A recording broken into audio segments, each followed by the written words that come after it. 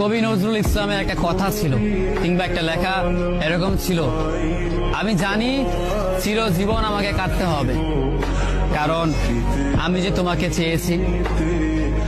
আসলেই আমি যে তাকে চেয়েছি এই জন্য আমাকে সারা জীবন কাটতে হবে, কারণ আমি তাকে কোনোদিন পাবো না, আর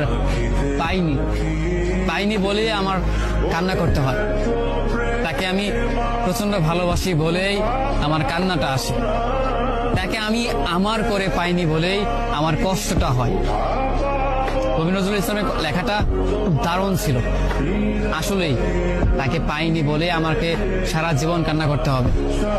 যদি সে আমার এই ভালোবাসাটা বুঝতো, আমার এই অসীম ভালোবাসাটা বুঝে আমাকে একটু বলতো যে আমি অন্যদের মতো কখনোই তোমাকে ছেড়ে যাব না, তাহলে বিশ্বাস করুন পৃথিবীতে হয়তো আমার চাই